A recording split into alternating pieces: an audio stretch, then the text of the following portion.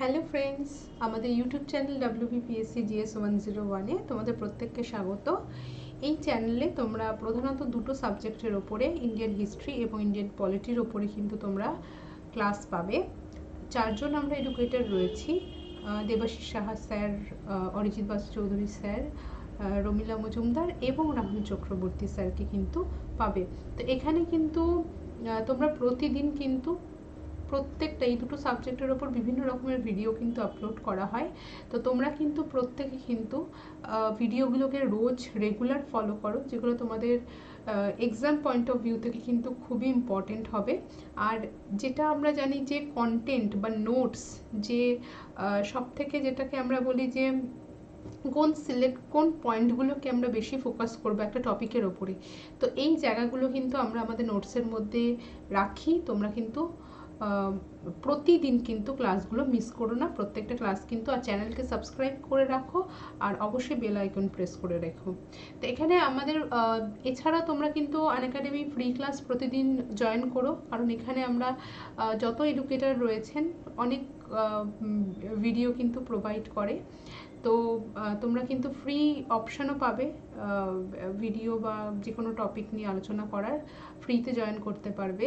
আর ওই প্রত্যেকটা সাবজেক্টের জন্য যদি তোমার ডেসক্রিপটিভ নোটস দরকার হয়, তাহলে তোমাকে ক্লাসে জয়েন করতে হবে, যেখানে তোমরা সিস্টেমেটিকভাবে তোমরা প্রত্যেকটা সাবজেক্টের কিন্তু ডিটেল পড়ানো হয় এবং পিডিএফগুলো কিন্তু ডেসক্রিপটিভ হয়।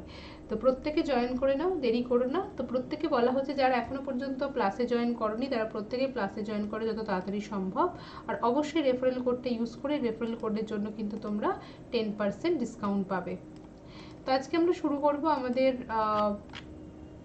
টপিক হচ্ছে ইন্ডিয়ান ন্যাশনাল কংগ্রেস, যেখানে বিভিন্ন রকম এমসিকিউ, কী ধরনের এমসিকিউ আসতে পারে কংগ্রেস প্রেসিডেন্ট নিয়ে, ব্রিটিশ গভর্নর জেনারেল নিয়ে, বা কোন সময় কংগ্রেস সেশনে কী হয়েছিল ইম্পর্টেন্ট, এগুলো কিন্তু আমরা জানি যে এগুলো খুবই বেসিক প্রশ্ন।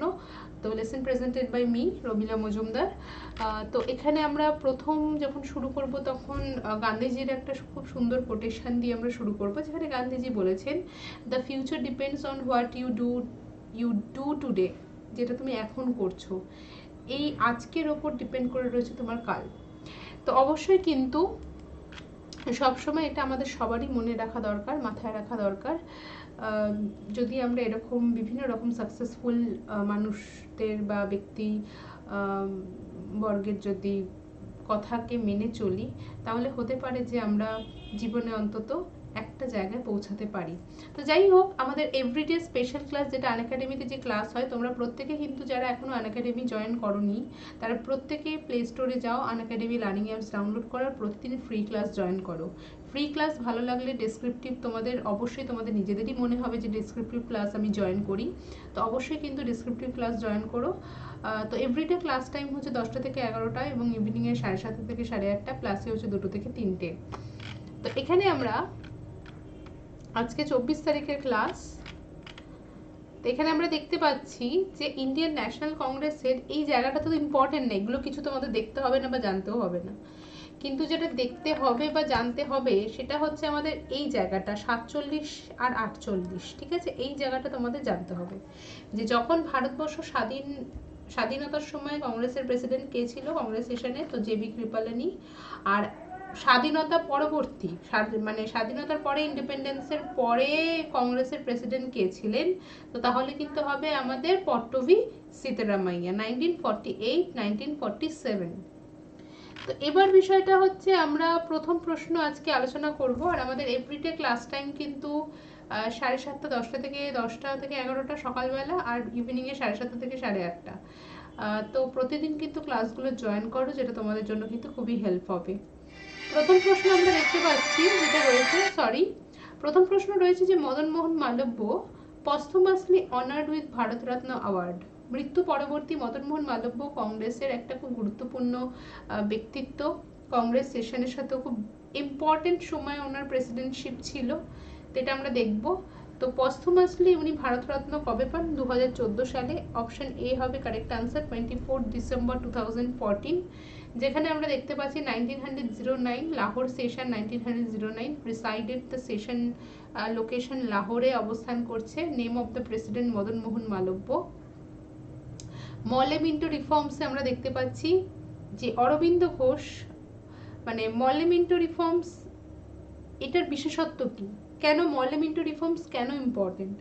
মলেমিন্টো রিফর্মস ইম্পর্টেন্ট তার কারণ হচ্ছে সেপারেট ইলেক্টোরেট, নাম্বার 1। মলেমিন্টো রিফর্মস ইম্পর্টেন্ট কেন? মলেমিন্টো রিফর্মস ইম্পর্টেন্ট হচ্ছে আমাদের ডিসেন্ট্রালাইজেশন প্রথম এস্টাবলিশ হয়েছে। ডিসেন্ট্রালাইজেশন এসেছে কবে, ইন্ট্রোডিউস কবে এসে হয়েছে, প্রসেস কবে হয়েছে? 1861। আর এখানে ডিসেন্ট্রালাইজেশন কি হয়েছে? এস্টাবলিশ হয়েছে। Aurobindo Ghosh released from Alipore conspiracy case and founded Pondicherry ashram. Lahore সেশনের ইম্পর্টেন্ট কি? তাহলে কোথায় হয়েছিল 1909-এ? কংগ্রেস সেশন লাহোরে। প্রেসিডেন্ট মদন মোহন মালব্য। কি হয়েছিল? Morley Minto reforms, Aurobindo Ghosh release হয়েছিল আলিপুর কনস্পিরেসি থেকে, পন্ডিচেরি আশ্রম এস্টাবলিশ হয়েছিল, এবং Nashik conspiracy case. Nashik conspiracy case কি হয়েছিল, যেটা কে জড়িত হচ্ছে আমাদের ভিডি সাভারকারের, কে? অভিনব ভারত। তো এখানে অনন্ত লক্ষ্মণ কানহারে হত্যা করেছিলেন মিস্টার জ্যাকসনকে, ঠিক আছে? তো এবং আমাদের যেটা Indian council act 1909 important, 24 December 2014 এখানে আমাদের আনসার হবে। নেক্সট এবার মদন মোহন মালব্য সম্পর্কে এখানে তোমাদের কিছু ইনফরমেশন রয়েছে, যে ইনফরমেশনগুলো কিন্তু তোমাদের এক্সাম পয়েন্ট অফ ভিউ থেকে খুবই ইম্পর্টেন্ট। আমরা দেখতে পাচ্ছি Madan Mohan Malaviya, Indian educationalist and politician, notable for his role in the Indian independence movement. আমরা দেখতে পাচ্ছি যে উনি লয়ার ছিলেন এলাহাবাদ হাইকোর্টের, এবং আমরা ফ্রিডম মুভমেন্টের সাথে কিন্তু উনি জড়িত। উনি একজন বিখ্যাত স্বাধীনতা সংগ্রামী, এবং উনি যে 4 বার কংগ্রেস প্রেসিডেন্ট হয়েছিলেন। তোমাদের এরকম প্রশ্ন দেয় কোনো ইম্পর্টেন্ট ব্যক্তিত্ব হলে, কোনো গুরুত্বপূর্ণ ব্যক্তিত্ব হলে জিজ্ঞাসা করে যে ওনার সম্পর্কে যেগুলো রিলেটেড পলিটিক্সের সাথে। তো আমরা দেখতে পাচ্ছি যে উনি ইন্ডিয়ান ন্যাশনাল কংগ্রেসের প্রেসিডেন্ট হয়েছিলেন পরপর 4 বার, 9-এ, 18-এ, 1932-তে অ্যান্ড 1933-তে। Always strived Hindu Muslim unity, উনি লড়াই করেছিলেন হিন্দু মুসলিম ইউনিটির জন্য, work toward the education caste system, এবং যাতে এই জাতপাত প্রথা দূর হয় সেই চেষ্টাও উনি করেছিলেন। Most remember as the founder, সব থেকে বেশি পরিচিত উনি বেনারস হিন্দু ইউনিভার্সিটি বারাণসীতে, one of the largest in the world, যেটা বিশ্বের মধ্যে ফেমাস, গুরুত্বপূর্ণ এবং সব থেকে বড়। এবং উনি একটা স্লোগানকে পপুলার করেছিলেন, জনপ্রিয় করেছিলেন, যাকে আমরা কি বলি? সত্যমেব জয়তে। সত্যমেব জয়তে কিন্তু এই স্লোগানটাকে কিন্তু পপুলার করেছিলেন, ঠিক আছে? কারণ এই স্লোগানটা দেননি, এটা বলবে না যে দিয়েছে, কারণ এটা মুন্ডক উপনিষদের অংশ, কিন্তু এটাকে জনপ্রিয় করেছিল, ঠিক আছে? তো যাই হোক, এখানে তোমাদের দেওয়াই আছে পস্তমাসলি কনফার্ড ভারতরত্ন, মৃত্যু পরবর্তী 2014-এ, খুবই ইম্পর্টেন্ট, ভালো করে মনে রাখবে। এবার যেটা আমরা আলোচনা করব নেক্সট, সেটা হচ্ছে which year British transfer the capital of India from Calcutta to Delhi. এটা তো খুবই ইম্পর্টেন্ট। তো 1911, তো আমরা জানি 1911। এবার 1911 কিন্তু যেটা অফিসিয়াল যে অনুষ্ঠানটা করা হয়, সেই অফিসিয়াল অনুষ্ঠানটা কিন্তু আমাদের কবে করা হয়, যেটা আমরা বলি যে দিল্লি কনস্পিরেসি কেস 12-তে, 11-তে ঘোষণা হয়ে যায়, ক্যাপিটাল ট্রান্সফার করা হয়। During the Delhi Durbar 12 December 1911, George V, then emperor of India, along with Queen Mary, দুজনে এসেছিলেন ভারতবর্ষে আমরা জানি, এবং coronation park, Kingsway camp, যেখানে আমরা দেখতে পাচ্ছি যে Calcutta session 1911, presided session at location Kolkata, year 1911, name of the president Bishal Narayan Dhar. On 12 December 1911, partition of Bengal revoked, capital transfer from Kolkata to Delhi, জনগণ মন সাং ফর দ্য ফার্স্ট টাইম। তো এটা কিন্তু খুব ইম্পর্টেন্ট, এটা কিন্তু অবশ্যই যেন মনে থাকে। তো নেক্সট এবার যেটা আমরা আলোচনা করব, এটাও খুব ইম্পর্টেন্ট, যে আমাদের Lucknow pact was a deal between, Lucknow pact কাদের মধ্যে হয়েছিল, ঠিক আছে? লখনৌ প্যাক্ট এটা কাদের মধ্যে হয়েছিল? এই প্রশ্নগুলো দেখো, এই প্রত্যেকটা প্রশ্ন তোমরা যে জানো না তা না। আগামীকাল আমাদের মোটর ভেহিকেল এক্সামও হয়েছিল, তো সেখানে যে প্রশ্নগুলো ছিল ইতিহাস ওরিয়েন্টেড, সেটা কিন্তু তোমরা জানো না এরকম কিন্তু না, তোমরা সবই জানো, জানার মধ্যে থেকেই প্রশ্ন আসে, কিন্তু আমরা ভুল করি কেন? প্র্যাকটিসের অভাব আর ঠিকমতো পড়ার অভাব। আমরা কোনো একটা টপিক যখন পড়ি তখন সেই টপিকটা পড়তে হয় তাই পড়ি, কিন্তু বুঝে পড়ি না, যেটা আমাদের বিপদে ফেলে দেয়। পরীক্ষার সময় যদি একটু ঘুরিয়ে প্রশ্নটা দেয় তাহলে আমরা ভুল করে দিয়ে আসি। Lucknow pact was a deal কাদের মধ্যে? হিন্দু, মিন্স হচ্ছে এখানে হিন্দু বলা উচিত না, কংগ্রেস পার্টি এবং মুসলিম লীগ। তো এখানে আমরা যেটা দেখতে পাচ্ছি, কিন্তু যেটা ডিমান্ড ছিল এখানে কিন্তু সেই হিসাবে বলেনি, এখানে কোথাও কংগ্রেস হিসাবে বলেনি। কি নিয়েছিল? অপশন 1 এতে বলেছে Indians and the British about legislative seat. Option B তে বলেছে Hindus and Muslim regarding seat sharing in legislature. Option C তে বলেছে ডিপ্রেস কাস্ট এবং Brahmin about job opportunity job reservation, এবং Hindus and Sikhs about job reservation. তো এখানে আমাদের আনসার কিন্তু কি হবে? লখনৌ প্যাক্ট হচ্ছে আমাদের হিন্দু মুসলিম রিজার্ভেশন লেজিসলেচারে, সেন্ট্রাল লেজিসলেচারে। তো এখানে আমরা জানি যে, এবং এই প্যাক্ট হওয়ার প্রধান কারণ কি ছিল?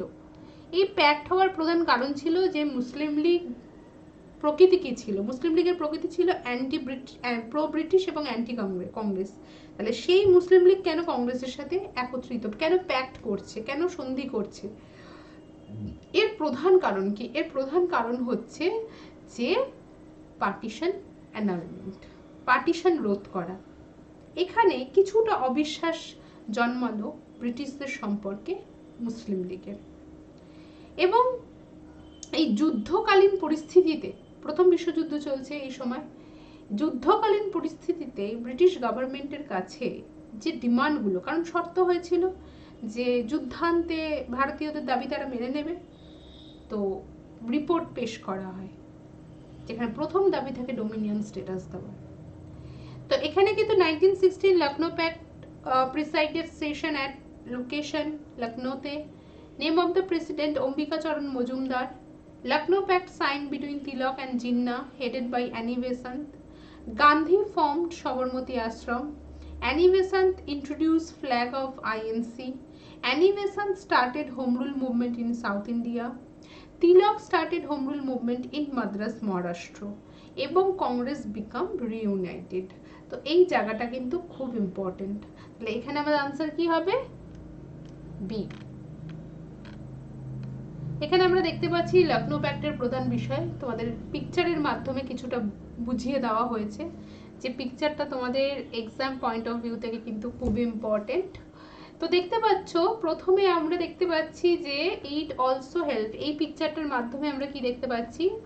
Hindu Muslim unity. ঠিক আছে, এটা সব থেকে মার্ক করার মতো। লখনৌ প্যাক্টের দ্বারা কি হয়? প্রথম কথা হিন্দু মুসলিম ইউনিটি। নেক্সট, যে চিন্তা ভাবনাগুলো আমাদের আসে এই সময়, আর্লি ন্যাশনালিস্ট, র্যাডিক্যাল ন্যাশনালিস্ট মানে মডারেট এক্সট্রিমিস্ট এবং মুসলিম লীগ সবাই একত্রিত। কারণ আমরা আরও একটা স্প্লিট দেখতে পেয়েছিলাম, মুসলিম লীগ আলাদা চিন্তা ভাবনা, হিন্দু মুসলিম সাম্প্রদায়িকতা, এটা তো দেখতে পেয়েছি। আরও আমরা দেখতে পেয়েছি যেটা হচ্ছে সুরাট স্প্লিটে 1907-এ, যেখানে আমরা দেখি যে মডারেট এক্সট্রিমিস্ট কি হয়? ডিভাইড হয়। তো এখানে এবং দ্বিতীয়ত আমরা কি দেখতে পাই? মুসলিম লীগ 1916। আরেকটা হচ্ছে যে Lucknow session helped in making Congress a strong body. আমরা এই পিকচারটার মাধ্যমে দেখতে পাচ্ছি লোহার শক্ত শিকল, তার মানে হচ্ছে স্ট্রং বডি তৈরি করা। ঠিক আছে, তো এটা আমাদের ইম্পর্টেন্ট। এবার আমরা নেক্সট যেটা পড়বো যে Lucknow pact was a deal between Hindu Muslim regarding seat sharing. It was joint session of the Congress held at Lucknow in 1916। তো এখানে আমরা দেখব নেক্সট প্রশ্ন যেটা, কংগ্রেস ইন্ডিয়ান ন্যাশনাল কংগ্রেসের সাথে Annie Besant arrived in India. Annie Besant কবে ইন্ডিয়াতে আসেন? এখানে অপশন সি 1893 হবে কারেক্ট আনসার, 93-তে। তো আমরা জানি যে 93-তে প্রথমত 91-তে উনি থিওসফিক্যাল সোসাইটি জয়েন করেন, তখনও উনি ভারতে আসেন না। 93-তে উনি ভারতে আসেন এবং 93-তেই উনি থিওসফিক্যাল সোসাইটিকে রিপ্রেজেন্ট করে শিকাগো সম্মেলনে। তাহলে এটা কিন্তু খুব ইম্পর্টেন্ট। আর এখানে তোমাদের অ্যানিবেশন সম্পর্কে অনেক রকম ইনফরমেশনই দেওয়া আছে। ব্রিটিশার্স হু ফট ফর ইন্ডিয়ান ইন্ডিপেন্ডেন্স, অ্যানিবেশন বলছেন উনি একজন, আমরা দেখতে পাই স্বাধীনতা সংগ্রামে ওনার বড় কন্ট্রিবিউশন ছিল। was a prominent British India socialist, theosophist, women's rights activist, writer, orator, ওনাকে সমস্ত কিছু এর মধ্যে বলা হয়। supporter of the ideas and Indian self rule, Indian dominion স্ট্যাটাসের জন্য উনি ডিমান্ড করেছেন, লড়াই করেছেন, আন্দোলনে যোগদান করেছেন। ভারতবর্ষে আসেন 93-তে এবং 16 launch all India home rule লিগের উনি নেত্রী ছিলেন এবং সব থেকে বেশি ডিপার্টমেন্ট মানে যেটাকে আমরা বলি যে ব্রাঞ্চ ছিল কিন্তু অ্যানি বেসান্তের। এবং আমরা দেখতে পাচ্ছি যে 14তে যখন শুরু হয় প্রথম বিশ্বযুদ্ধ, তখন তিনি ডিক্লেয়ার করেছেন যে ইংল্যান্ডস নিড ইন্ডিয়াস অপরচুনিটি, ভারতবর্ষের সুবিধা, কারণ এই যুদ্ধের সময় ভারতীয়দের দরকার, আর এই সময় কিন্তু ভারতীয়দের তাদের যে দাবি দাওয়াগুলো রয়েছে সেটা ব্রিটিশ গভর্নমেন্ট, এই হচ্ছে সুযোগ। এবং ওয়াজ অ্যারেস্টেড ইন জুন 1916, উনাকে অ্যারেস্ট করা হয়। এবং যেহেতু ভ্রাতৃত্ব, আমরা জানি যে থিওসফিক্যাল সোসাইটিরই প্রধান যেটাকে আমরা বলি দাবি ছিল যে ভ্রাতৃত্ববোধের জাগরণ। তো was arrested in June 1916 but freed, আবার ওনাকে ছেড়ে দেওয়া হয় 17 সেপ্টেম্বরে। তো অবশ্যই কিন্তু মনে রেখো ওনার সম্পর্কে একটা সুন্দর চিত্র তোমাদের সামনে রয়েছে, তো এটা কিন্তু তোমাদের জন্য খুব ইম্পর্টেন্ট হবে। নেক্সট যেটা আমরা আলোচনা করছি, মহাত্মা গান্ধী লঞ্চড খেদা সত্যাগ্রহ অফ গুজরাট অন গুজরাট 1918, খেদা সত্যাগ্রহ। তো আমরা জানি 3টে সত্যাগ্রহ ওনাকে কিন্তু বড় পলিটিশিয়ান করেন ওভারঅল ইন্ডিয়ার মধ্যে, এবং ওনার বিশ্বস্ত, ওনার সম্পর্কে ওনার ওপরে যে বিশ্বাস এটাও কিন্তু অনেক অংশ বেড়ে যায়। তো এখানে আমরা দেখতে পাচ্ছি খেদা সত্যাগ্রহ সম্পর্কে মিল ওনার্স দেখতে পাচ্ছি, ল্যান্ডলর্ড দেখতে পাচ্ছি, দ্য পিজেন্টস দেখতে পাচ্ছি, কোল রেবেলিয়ন দেখতে পাচ্ছি। তো এখানে আমাদের আনসার কি হবে? তো প্রথমেই দেখতে পাচ্ছি 1918 Delhi session, 1918 presided session at location দিল্লিতে, first Congress session held in Delhi, name of the president Madan Mohan Malaviya. এবং দেখতে পাচ্ছি যে গান্ধীজি পারফর্মড খেদা অ্যান্ড আহমেদাবাদ সত্যাগ্রহ এই সময়। S N. Banerjee founded national liberal federation, 18তে আলাদা হয়ে যান কংগ্রেস থেকে, কারণ মন্টেগু চেমসফোর্ড রিফর্মসকে নিয়ে যেটা বিভেদ তৈরি হয়। এবং গান্ধীজি ফাউন্ডেড গুজরাট সভা এস্টাবলিশ করে। কিন্তু এখানে খেদা সত্যাগ্রহটা কাদের নিয়েছিল? পিজেন্টদের নিয়ম। ল্যান্ড রেভিনিউ সিস্টেম হচ্ছে সব থেকে বেশি পরিমাণ, highest land revenue system, land revenue পরিমাণ বাড়ানো হয়েছে। 18 মানে তুমি বুঝতে পারছো 14 থেকে 1914 থেকে 18 প্রথম বিশ্বযুদ্ধের কাল। দ্রব্যমূল্য আকাশ ছোঁয়া গরিব চাষিদের পক্ষে, এবং ওই নির্দিষ্ট বছরে খেদা রিজিয়ন খুব ইম্পর্টেন্ট ছিল, তার কারণ তামাক এবং কটন প্রোডাকশনের জন্য কিন্তু ইম্পর্টেন্ট, কমার্শিয়াল ক্রপের জন্য ইম্পর্টেন্ট। কিন্তু এই রিজিয়নে একই বছরে দেখা গেছে খরা, বন্যা এবং তার সাথে প্লেগ মহামারী। কৃষকদের পরিস্থিতি খুবই খারাপ। সেই পরিস্থিতিতে গভর্নমেন্টের উচিত কৃষকদের পাশে দাঁড়ানো, তাদেরকে রেস্কিউ করা, কিন্তু তার উত্তরে গভর্নমেন্ট কি করেছে? ট্যাক্স পার্সেন্টেজ আরো, রেভিনিউ পার্সেন্টেজ আরো বাড়িয়ে দিয়েছে। তো এখানে কিন্তু আমাদের তো তারা রেভিনিউ দিতে পারবে না, যাতে রিডিউস করা হয় রেভিনিউসকে, তার জন্য কিন্তু গান্ধীজি অ্যাপ্লাই করেছেন। এই জায়গাটা কিন্তু খুব ইম্পর্টেন্ট। সি দ্য পিজেন্টস আমাদের আনসার হবে। তো এখানে আমরা দেখতে পাচ্ছি যে খেদা সত্যাগ্রহের প্রধান কারণ কি ছিল। The Kheda Satyagraha of 1918 in the Kheda district of Gujarat, India during the period of the British Raj, was a Satyagraha movement organized Mahatma Gandhi. It was a major revolt in the Indian independence movement. It was the third Satyagraha, Champaran Satyagraha, Ahmedabad পর তৃতীয় সত্যাগ্রহ ছিল এটা। Gandhiji organized this movement to support peasant of the Kheda. Gandhiji কেন আন্দোলন করলেন? পিজেন্টদের help করার জন্য। People of the Kheda were unable to pay high tax, তারা এই এত পরিমাণ ট্যাক্স দিতে পারছে না। Levied by the British due to crop failure, যখনই তাদের যখনই ব্রিটিশ গভর্নমেন্টরা কোনো রকম লস করে তখনই হাই ট্যাক্সেশন চাপিয়ে দেয় পিজেন্টদের ওপরে, এবং তার সাথে ক্রপ ফেলিওর, তার কারণ হচ্ছে ফেমাইন অ্যান্ড যেটাকে আমরা বলি একই সময় মানে যেটাকে আমরা বলি যে আমরা বড় আমরা খরা দেখতে পাই একই বছরে, এবং আমরা বন্যা দেখতে ফ্লাড ফেমাইন একই বছরে, তার সাথে আবার এন্ডেমিক, তিনটের এফেক্ট একসাথে। ঠিক আছে, নেক্সট এবার যেটা আমরা আলোচনা করব, প্রত্যেককে বলছি যে প্রত্যেকে আনএকাডেমি ফ্রি ক্লাস জয়েন করো। ফ্রি ক্লাস অবশ্যই তোমাদের ভালো লাগবে। ডেসক্রিপটিভ ক্লাসের দরকার আছে প্রত্যেকটা পিডিএফ, কারণ তোমাদের যে ইম্পর্টেন্ট একটা টপিকের কোন পয়েন্টগুলো আমি পড়বো, যেখান থেকে তোমাদের প্রশ্ন দেয়, সেগুলো কিন্তু আমাদের কিন্তু ক্লাসের যে নোটসগুলো সেখানে কিন্তু বলে দেওয়া হয়। তোমরা প্রত্যেকে কিন্তু জয়েন করো দেরি না করে। এবার নেক্সট আমরা যেটা আলোচনা করব সেটা হচ্ছে 1999, who was selected as the president of the Khilafat Conference met Delhi in 1919। দেখো এখানে আমাদের আনসার কি হবে। খিলাফত কনফারেন্সের হেড কাকে করা হয়েছিল? গান্ধীজিকে করা হয়েছিল। অপশন এ গান্ধীজি হবে correct answer. Amritsar session 1919, president Motilal Nehru. Montagu Chelmsford reforms act passed, Gandhiji started Rowlatt satyagraha, Khilafat movement started. Hunter commission বসে 1919, তো বিভিন্ন কারণে ইম্পর্টেন্ট। প্রথমত রাওলাট অ্যাক্ট, দ্বিতীয়ত খিলাফত মুভমেন্ট, তারপরে হচ্ছে মন্টেগু চেমসফোর্ড যেটা গভর্নমেন্ট অফ ইন্ডিয়া অ্যাক্ট 1919 আসে, জালিয়ানওয়ালাবাগের ঘটনা হয়, হান্টার কমিশন বসে, এবং রবীন্দ্রনাথ টেগর তার বিখ্যাত নাইটহুড ত্যাগ করেন। এবং এখানে তাহলে প্রেসিডেন্টকে মতিলাল নেহেরু। কোথায় সেশন হয়েছিল? অমৃতসর সেশন। তাহলে যে কংগ্রেস সেশনগুলোর সাথে গুরুত্বপূর্ণ ঘটনাগুলো রয়েছে সেই সেশনগুলোকে কিন্তু তোমাদের ভালো করে জানতে হবে, পড়তে হবে, না হলে কিন্তু সমস্যা হয়ে যাবে। তাহলে আমি আজকে 6টা প্রশ্ন আলোচনা করলাম।